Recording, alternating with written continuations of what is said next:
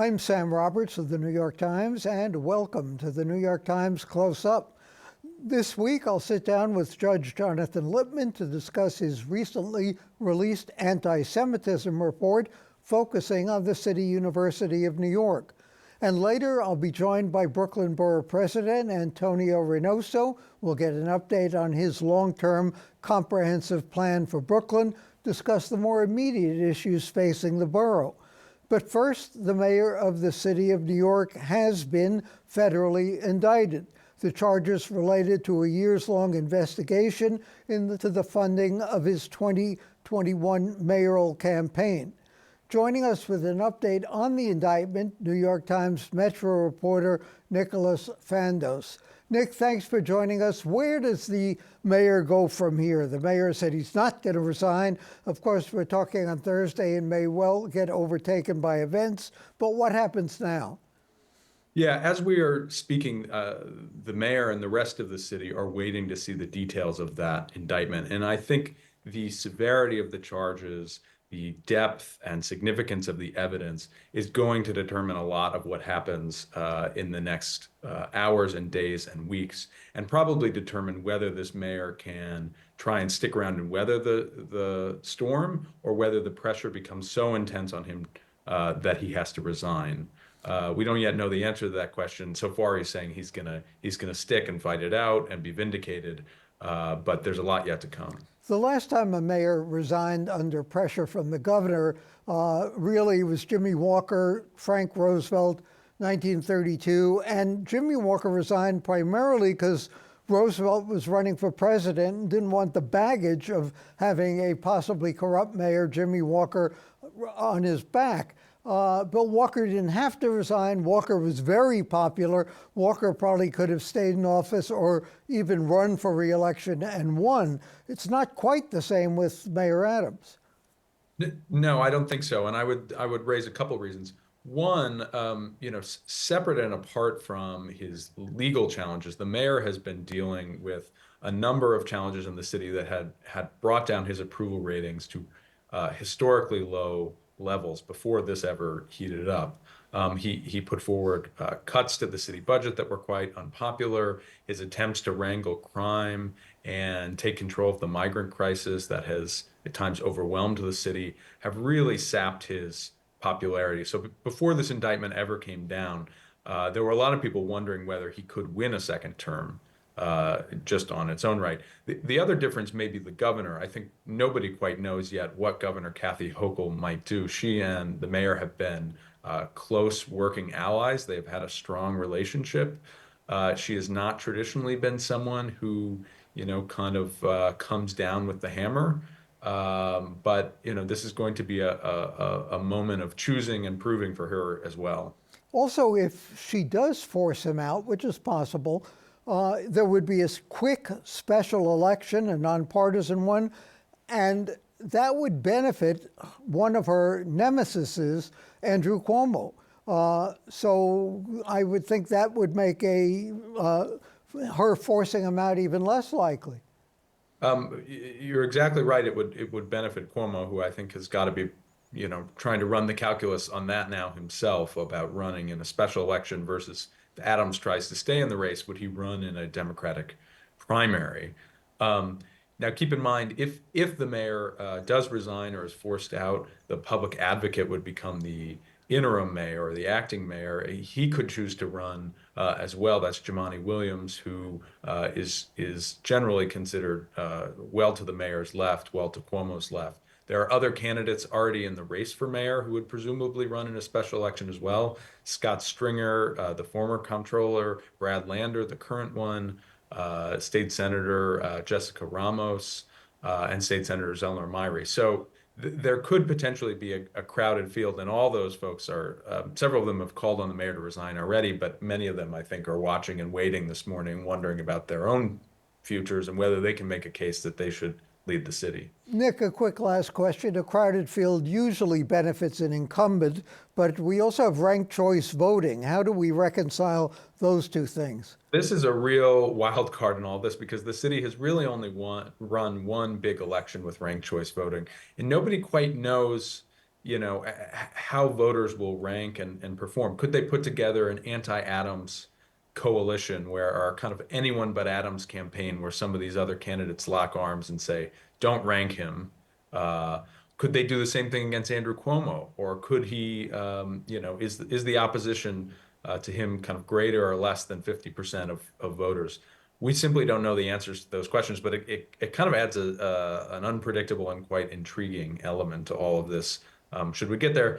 But first, Sam, we're going to have to see the indictment, and the mayor is going to have to make a pretty big choice about whether to stay or go. It's kind of the behavior you'd expect of a borough president, not of a mayor.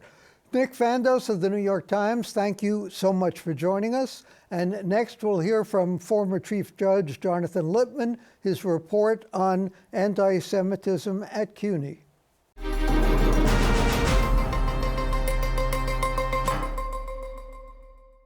After 10 months of interviews, over 200 people, Governor Hochul's review of anti-Semitism and discrimination policies at the City University of New York was released this week. Joining us now is the report's author, former New York Court of Appeals Chief Judge Jonathan Lippman. He has 13 recommendations for CUNY. They're also being championed by the governor as a guide for all New York colleges and universities.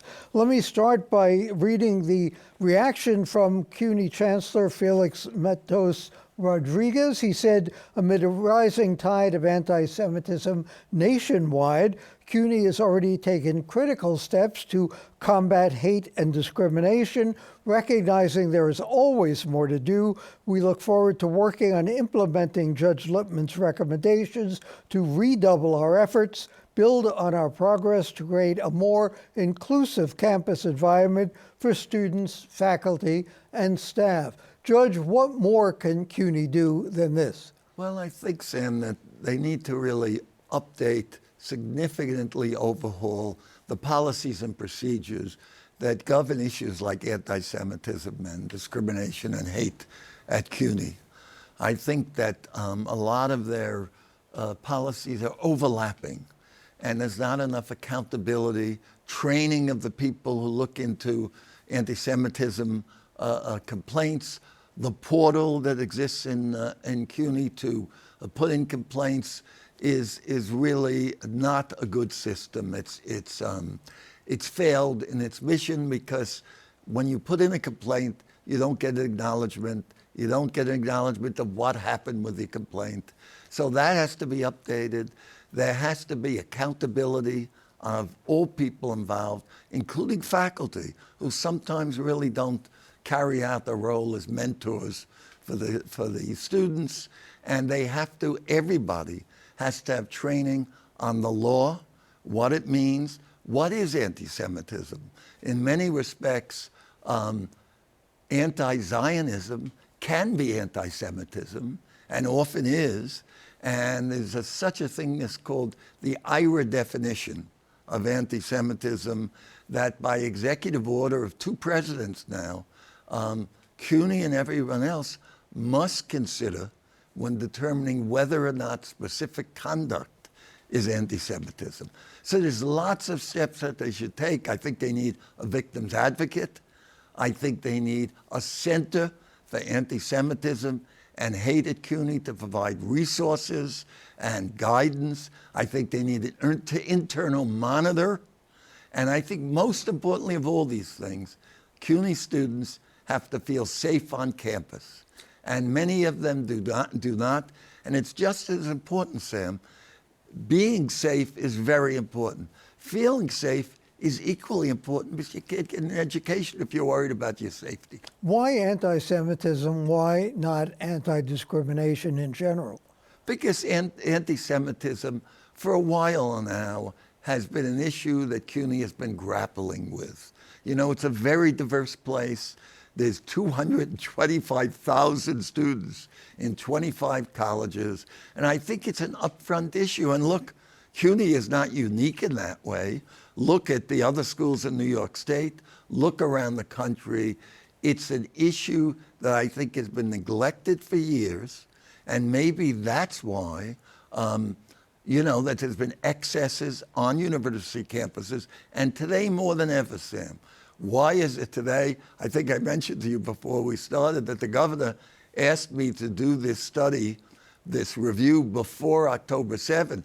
But obviously, since October 7, it dominates the news, the headlines, public life in so many regards. Every day you read about what's going on in the Middle East. You can't segment that out and say that it's an issue that we're going to put on the back burner. Anti-Semitism is one of the most important issues of the day in terms of university life on campuses, and particularly in New York City. And Sam, let me mention, particularly at CUNY, which has been a beacon of hope for Jewish students since for time going back 100 years.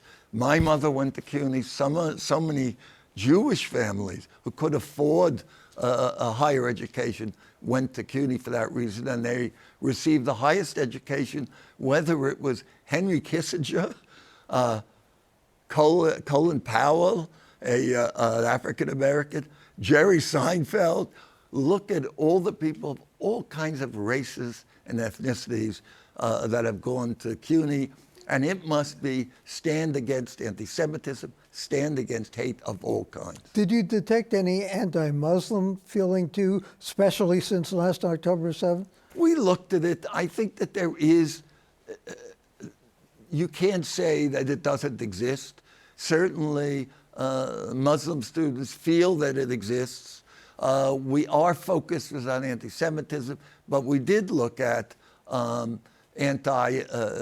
racial hatred. We looked at gay, discrimination against gays, Islamophobia, all of the different, hate is wrong in all its forms. And the university has an obligation to fight hate, to fight discrimination, and particularly we've given them the steps that they need to fight anti-Semitism, to fight anti-Semitic acts. But I think our recommendations are broad enough that they can apply to all forms of hate and discrimination, which are wrong in every single way.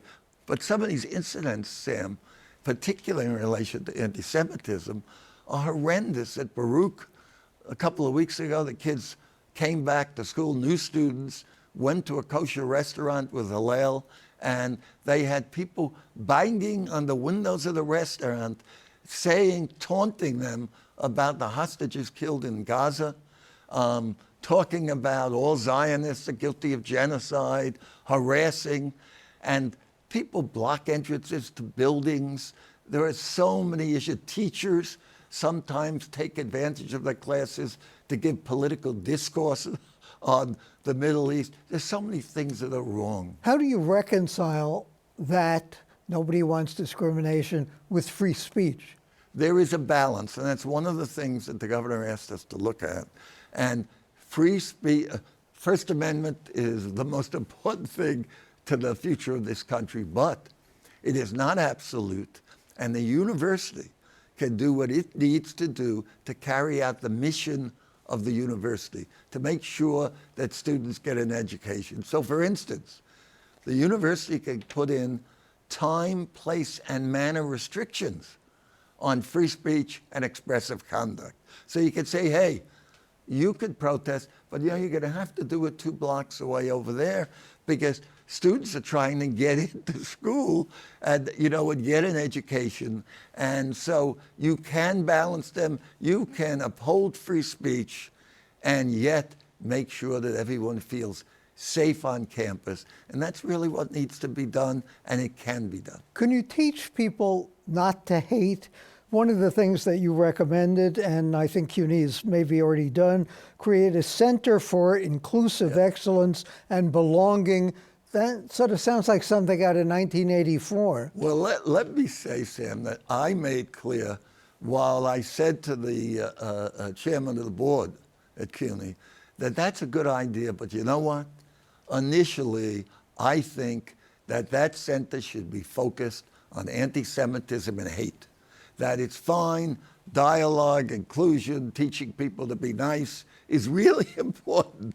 But now, in the world we live in today, with all the hatred out there, all the demonstrated instances of anti-Semitism, the Office of Civil Rights. The federal government has a settlement with CUNY to, remediate some of these hate incidents. Right now, they should be focused on anti-Semitism and hate. I've said that to the Chancellor, and it's to the Chancellor and to the President of the Board, the Chairman of the Board, and they should be focusing on those issues in the center. And again, the center should also have a monitor there that makes sure that the recommendations of my report that the governor has asked them to carry out are followed quickly and in short order. Is one of the problems, not just at CUNY, but universities in general, that university presidents, board of trustees, and some student groups have gotten too involved and taken too many political stands, and that has generated more controversy? In my view, yes. I think that free speech and being involved in the public dialogue is wonderful. When it interferes with the education of students at a great public university like CUNY, then that's a different case. And you'll excuse me, faculty should be focusing on what they're supposed to be teaching the students and not stirring the pot and getting so much into the political dialogue that you almost ferment unrest instead of fostering education, tolerance, open dialogue and debate, but first and foremost, education. And that's what CUNY has to do. And not be proselytizing.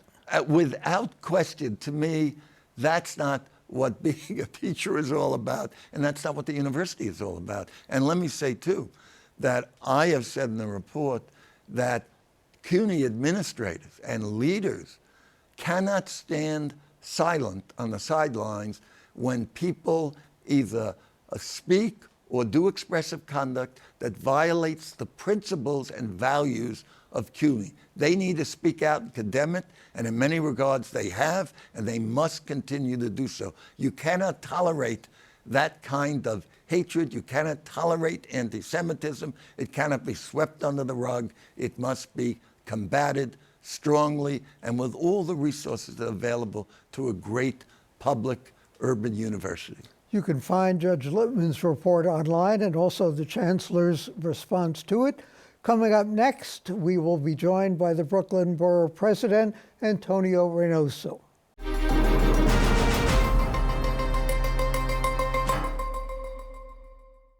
My next guest has launched the Comprehensive Plan for Brooklyn. He set out to boost housing availability, secure funding for maternal health, address homelessness and the migrant crisis, and improve community resources and engagement in the borough. He's Antonio Reynoso, the Borough President of Brooklyn. I want to talk about policy, but of course politics intrudes. Yeah. The mayor has been indicted. You have suggested the possibility of running for controller. Any chance you will now run for mayor? No chance. I actually think Jamani Williams would be taking over for a short amount of time, for up to 90 days, who I think would be an amazing interim mayor that would be able to stabilize things. But I think that's what most people are looking for right now in the city of New York, is just someone that could just bring peace and calm to the crises of the city of New York. But I also have a lot of friends in Brad Lander, Jessica Ramos, and Zelner Myrie, who are all people that I think would be great as mayors. I would not be inserting my name into the race for mayor. Should this mayor resign? I think we have to wait to see what exactly is in the indictment, understand what happened. I think that'll make it clearer as to what charges are being brought and the extent of the crimes, or the purported crimes. So I want to wait till we get more information. I think everyone in the city is waiting to see how the gravity of the Comprehensive Plan for Brooklyn. Yeah. What's the biggest challenge facing Brooklyn now? Right now, it's planning is the biggest problem, I believe, that we have. The Department of City Planning in the city of New York right now, all they do is zone. They don't plan. They believe that the city of New York and the borough they're like fiefdoms. There's like 18 cities within the borough. And what happens in one city doesn't affect the next. And it's just not true. What happens in Canarsie is going to affect what happens in Brownsville and what happens in Williamsburg. And that the disconnect or the lack of planning that exists in our city has made it so that issues or inequities that exist just get worse. I think that's the biggest issue, and the housing is an example of that. We have 3 districts in Brooklyn that have built more housing than the rest of the other 15 combined. And now we're in a housing crisis because places that are 1 and 2 family homes haven't seen any housing generation over the last 60, 70 years. So what I want to do is ask the mayor, ask the city of New York or the DCP or the Department of City Planning to think more comprehensively about how we solve for the problems with planning, not just zoning. There is a great difficulty reconciling the need for affordable housing and complaints about density. You also have a concern about the vast concentration of public housing in Brooklyn. How do you deal with those things in looking for more housing? We have to diversify it all. I think people need to take a step back and understand, look, you live in New York City. It's the largest city in the United States, or one of the largest cities in the United States, and it is a city first and foremost. And this idea that we can have folks that live in areas that are like single family homes and that they're completely devoid of needing to create any housing is just not real or realistic. And I believe that the city of New York should take on a leadership role in communicating to those folks that times are going to change. In Minnesota, we've seen rents go down, we've seen housing production go up, and they've completely removed single family zoning from their zoning structure. So you can build a 1-family home, but you can also build up to a 3-family home. So they just allowed for a diversity or more opportunities for growth across the board. And I just challenge those folks. And I think that's what leadership is about. And I think we lack that in the city. I think council members fear for their careers and won't challenge a group of angry residents that don't want to see a 3-family home street see a 6 and 7 or 8-story building. But I don't do that. As a borough president, I think I got the political capital to expend to really challenge communities to do better. How are you going to get reelected with a policy like that? I don't really worry about that. I think Tim Walz just recently said something that I've been abiding by for quite some time, which is I'm going to expend all the political capital I have to do the best job that I can possibly do. And I'll let the voters decide whether or not they want to keep me there. But I don't want to sameness. I don't like sameness. I don't like mediocrity. I just don't like keeping things the same. I want to innovate. I want to change things for the better. So yeah, it could be tougher for me to get reelected, but I'm not worried. What are you doing to make the migrant crisis better? So right now in my office, we're the only government building outside of the mayor's administration that's actually doing work authorization work.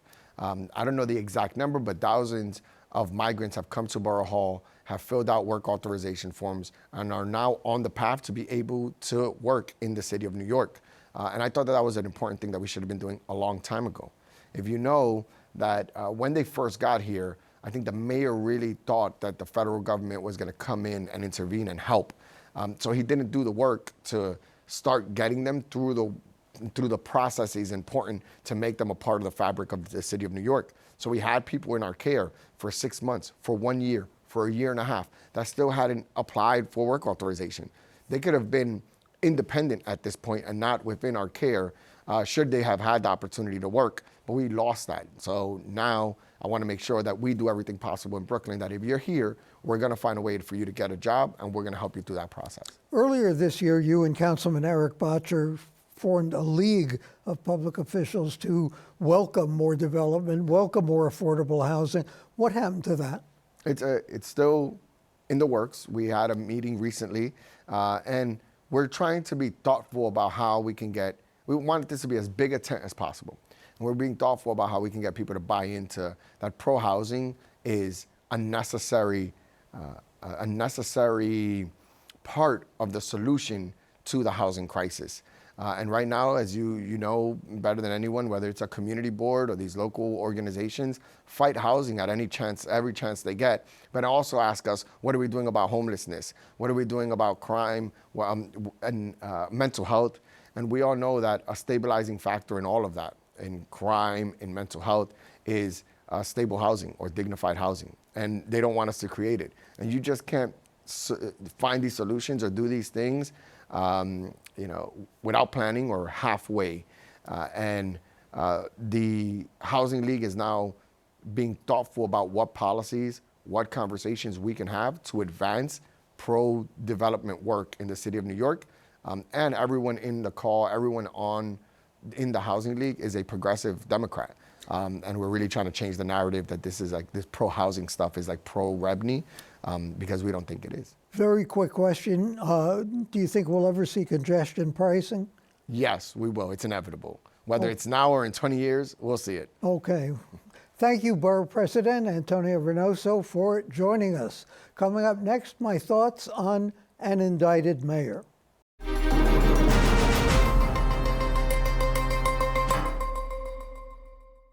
Eric Adams is the second sitting mayor of New York to be indicted. If you believe in redemption, or even that history is mutable, it's instructive to look at the last mayor who was criminally accused. It happened 150 years ago. New York was mostly Manhattan before it was the consolidated city of 5 boroughs. The mayor was Abraham Oakey Hall. He was indicted in the corruption scandals that engulfed Boss Tweed's sleazy Democratic machine. Hall vigorously contested the charges. He was tried 3 times and, representing himself in court, was finally acquitted. Many historians regarded him as one of the city's worst mayors, but his legacy has been getting another look. After leaving City Hall, he became a newspaper correspondent, which to me is absolution of sorts. Also, he defended the anarchist Emma Goldman, who lionized him as a champion of free speech. So at what point, when what's going on in the Adams administration begins to evoke Boss Tweed and the greedy clique that enveloped Jimmy Walker, does this mayor get the benefit of the doubt? Mayors Walker and Bill O'Dwyer, remember, resigned without ever having been criminally charged at all. Justice is slow. The verdict of history takes even longer. Just saying. For the New York Times and CUNY TV, I'm Sam Roberts. And don't forget to download the CUNY TV app, where you can catch our weekly program on the go, anytime, anywhere.